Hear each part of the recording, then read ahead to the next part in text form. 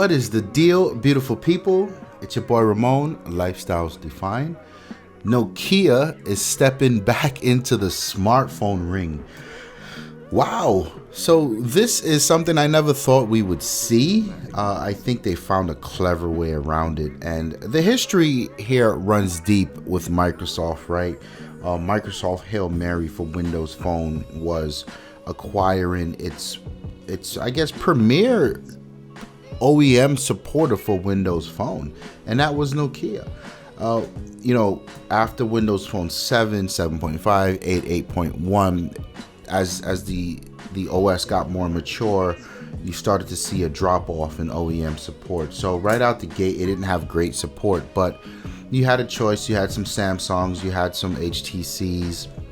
Nokia wasn't even there yet, actually.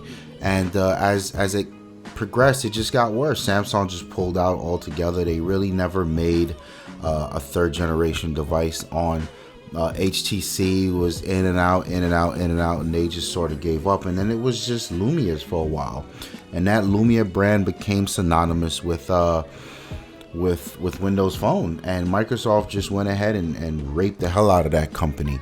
They didn't purchase Nokia per se, but they sort of raped them for the departments that matter. I guess it was the R&D departments. It was the patents that they got, the design factories, or whatever you would call it. And it was, it was a tragedy. At the time, it was such a dope thing to be a part of, because, you were seeing that at the time we had this perception that the problem was hardware, and that the OEMs weren't really championing the operating system. And it was dope to see Microsoft just take the reins and say, you know what, no, we're gonna buy Nokia, we're gonna make the most perfect phones ever, yada yada yada. And that turned out to not be the problems. And as we discussed tons of times in the past, the problem with Windows Phone was not hardware, was not the lack of support by OEMs. It could have been blamed by the lack of support from carriers, because they weren't the carriers weren't ready and able, or just didn't care to get these devices in front of consumers on the sales floor. But it ultimately came down to the lack of apps. And today, right now, that's still the most bothering thing about Windows Phone. It is the number one hindrance of that operating system. So, whatever, that it happened, and then I think it was a little over 5 or 6 months ago, we got the report that Microsoft pretty much laid off a huge chunk of the employees that they acquired over from the Nokia deal. And this was about 1.5 to 2 years after the acquisition. So it's not been cool. I think it left a really bad taste in the mouths of the Finnish people, because from what I understand, they had a lot of pride about that brand and what that brand stood for and the legacy of Nokia. So that really sucked. But now there are reports that are damn near confirmed that Nokia is stepping back into the smartphone business. And I think it's about right. The 2017 mark is when that clause would have expired, because I read somewhere in there that they weren't able to make a phone in 2017. I thought it was 2018, but whatever. 2017, it's going down. And I'm interested to see how hard they hit, because part of Nokia was not only the hardware and the factories that they had and the dope stuff behind the cameras, but it was also the services, right? They had a really dope map solution, and Nokia Maps was a heavy hitter. And we're talking going up against something like Google Maps. So there was a lot of dope technology that Microsoft bought there, and they swallowed up into Bing. What happens now? I mean, I don't really have. I can't see Nokia coming back with the perfect package right now, like they did in the past with their services, because they used to have some very tasteful services and apps. I don't know what they'll come up with, but I think the DNA of the company should still be there. The same people are still at the helm. Very interesting to see what that looks like. So the deal here is, of course, they don't have the resources they once did. So they are partnering with a company called HMD Global, who's going to be responsible for, I guess, the handling the marketing, the branding of Nokia. And then Foxconn, we all know who Foxconn is. They make a lot of stuff for a lot of people, most notably Apple. Foxconn is going to be heading up obviously the development. They're going to be making the phone, but the R&D part I thought was strange. Like, I didn't think Foxconn came that far. You know, we're so used to hearing them in the conversation of being a manufacturer, of just building the things. Now apparently they have the ability to just research the R&D and really come up with dope stuff. And that makes sense, right? Because a lot of things pass through their doors. So if they're paying attention, they should know what direction things are going and what's really dope.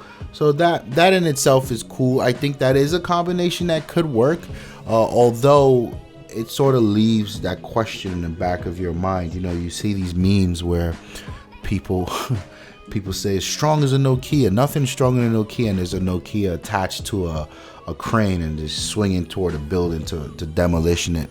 That's a real thing. These Windows phones, these Nokias before Windows phones, these things were wild durable.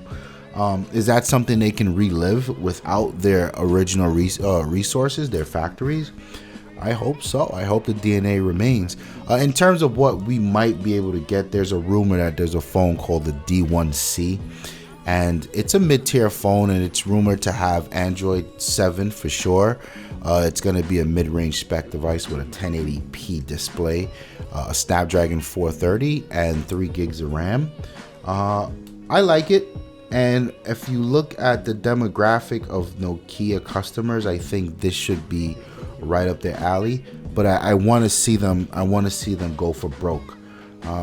For a while, you know, a lot of Android users had Nokia envy in the, I want to say the peak of the Windows Phone era, where we had the 1520 and even a Lumia 950. A lot of Android guys were like, damn, why didn't they just make this thing an Android device? Why didn't Microsoft just put Android on it and call it a day?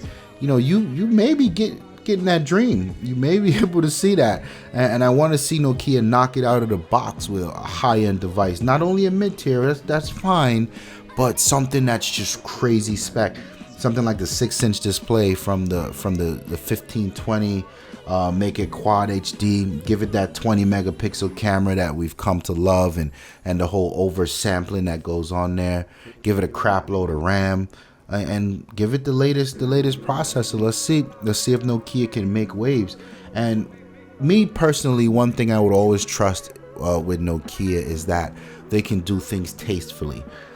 So let's look at BlackBerry. When BlackBerry came out with their first Android phone, it was very tastefully done. The device was almost as close to stock as possible, and the changes that they did make, the tweaks to the UI, was all dope. It was all relative. It was all something that you actually used. So I think Nokia could follow along that line. I want to see them come out with as close to stock Android as possible, with some very innovative tweaks to make it more helpful, more intuitive.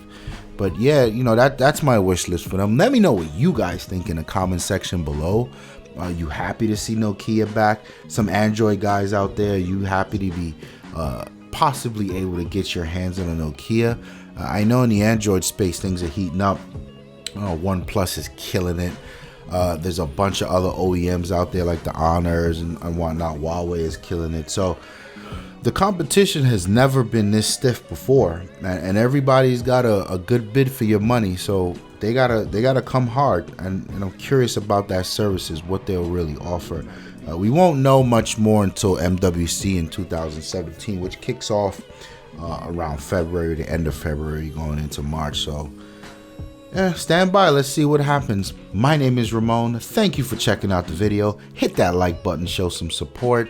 Hit the comment section below, let your thoughts free, and don't forget to subscribe. I'm out of here. Peace. From the deep forest into the sun.